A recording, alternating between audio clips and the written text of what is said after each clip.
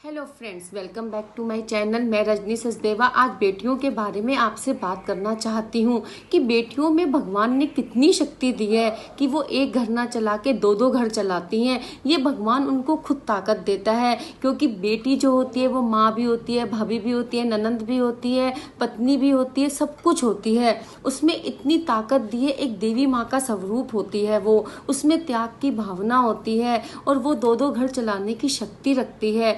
इसलिए हमेशा बेटियों को खूब प्यार करना चाहिए, जितना हो सके उनके लिए करना चाहिए, क्योंकि वो एक त्याग की मूर्त होती है और वो एक सृजनकर्ता होती है। क्योंकि यदि बेटियां ना हो तो आगे संसार ही ना चले, क्योंकि वो ही एक बच्चे को जन्म देती है और उसका तो क्या ही कहना। कभी बेटियों को ये एहसास नहीं दिलाना चाहिए, क्योंकि जब बेटी की विदाई हो रही होती है उस वक्त कहते हैं कि तू तो पराया धन है, तेरा दूसरा घर है। ये नहीं कहना चाहिए, ये कहना चाहिए तू अपने घर में जा रही है। और ससुराल में भी ये जिम्मेदारी होती है कि बहू भी तो बेटी ही है, उसमें कभी अंतर नहीं समझना चाहिए, क्योंकि बेटियां घर की लक्ष्मी होती हैं, घर को आके स्वर्ग बना देती हैं। यदि बेटियां ना हो तो घर कैसे अस्त व्यस्त हो जाता है।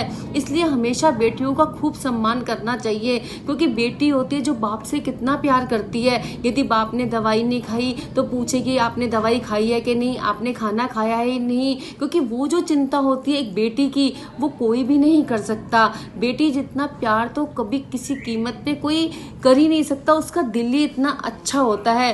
क्या होता है कि जब बेटी ससुराल जाती है और सब कहते हैं आज तो हम बहू के बने हुए हाथ का खाना खाएंगे, तो बेटी कितना डरती है, क्योंकि ये नहीं होता उसने खाना नहीं बनाया होता। अपने घर में वो हमेशा खाना बनाती है, लेकिन पहली पहली बार हर किसी को डर लगता है। यदि उससे थोड़ी बहुत भी गलती हो जाए तो ससुराल वालों को बहुत प्यार करना चाहिए, क्योंकि माँ भी तो बेटी को हर गलती को स्वीकार करती है। बहुत उसकी तारीफ करनी चाहिए, क्योंकि देखो कितना अंतर हो जाता है। जब बेटी अपने मायके में उठती है तो उससे सब पूछते हैं, माँ पूछेगी क्या खाएगी बेटा, क्या खाएगी, क्या करना है। और जब वो ससुराल जाती है तो उसको सबको पूछना होता है कि तू क्या, आप क्या खाओगे, आप क्या खाओगे। उसके लिए घर कितना अजनबी होता है, क्योंकि जो ससुराल होता है वहाँ पे सब अपने होते हैं, पूरा घर अपना होता है। लेकिन एक बहू ऐसी होती है जो अनजान होती है, दूसरे घर से आई होती है। तो मैं तो सबको रिक्वेस्ट करूंगी कि बहू को थोड़ा टाइम देना चाहिए। जैसे आप अपनी बेटी को सिखाते हो ऐसे उसको भी सिखाना चाहिए, क्योंकि हर किसी को वक्त चाहिए।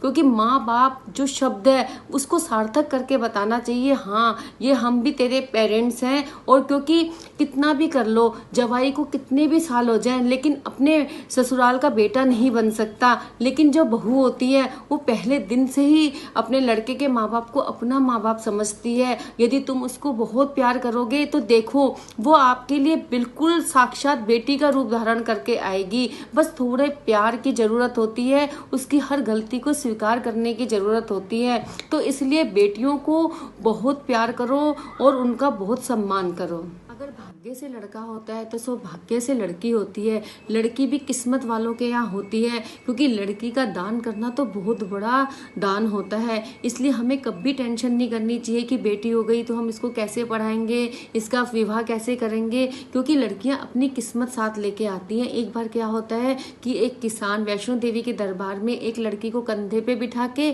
और एक लड़की को हाथ पकड़ के जा रहा था। तो स्वामी विवेकानंद रास्ते में मिलते हैं। उसने कहा तुम्हारे कंधे पे इतना बोझ है तो एक बेटी को मैं वहाँ पे अपने कंधे पे बिठा लेता हूँ और आपको वहाँ पे दरबार में दे दूंगा। तो किसान हंस के बोला कि नहीं, मेरे लिए ये बोझ नहीं है, उल्टा मेरे जब तक लड़कियां हैं तब तक मेरे कंधे पे बोझ कम है। तो इसलिए ये चीजें सबको समझनी चाहिए कि लड़कियां बहुत ही अच्छी और प्यारी होती हैं। इसीलिए चाहे बहू हो चाहे बेटी हो, दोनों को बिल्कुल बराबर प्यार करना चाहिए, उनकी हमें रिस्पेक्ट करनी चाहिए। और घर के बेटों को भी ये समझाना चाहिए कि लड़कियों की हमेशा रिस्पेक्ट करो, क्योंकि जो आजकल इतने केस हो गए हैं, कभी बलात्कार का केस हो जाता है, कभी कोई केस हो जाता है। शायद ये हमारे संस्कारों में कमी है, क्योंकि हम कन्याओं में जब होती हैं तो लड़कियों को देवी स्वरूप मानते हैं, उनके पैर धोते हैं, उनको कन्या पूछते हैं। तो हमें जो अपने बेटों को भी ये संस्कार देना चाहिए कि हमेशा लड़की की रिस्पेक्ट करो। और जो बहुएं बन के आई हैं, पूरा घर परिवार छोड़ के वो आपके लिए आई हैं।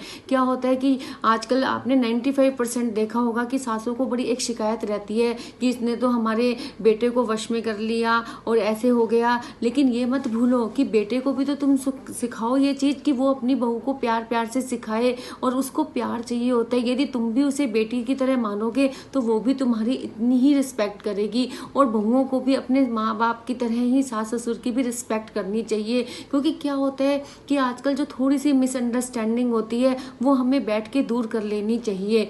और बेटियों को हमेशा रिस्पेक्ट करो। मेरे ये छोटे छोटे टिप्स यदि आपको पसंद आए हों तो आप ज़रूर इनको फॉलो करो, और सबको ये सीक्रेट्स को सबको जितना से ज़्यादा हो सके शेयर करो। क्योंकि बेटियां बेटियां ही हैं, उनकी जगह कोई नहीं लग सकता। और जिस घर में लक्ष्मी वास करती है उसमें तो किसी चीज़ की कमी ही नहीं आ सकती। इसलिए आप मेरे सीक्रेट ऑफ गुड वाइब्स को जरूर के जरूर सब्सक्राइब करें, शेयर करें। और आपको यदि मेरे टिप्स पसंद आए हो तो ज़्यादा से ज़्यादा आप शेयर करें और फॉलो करें।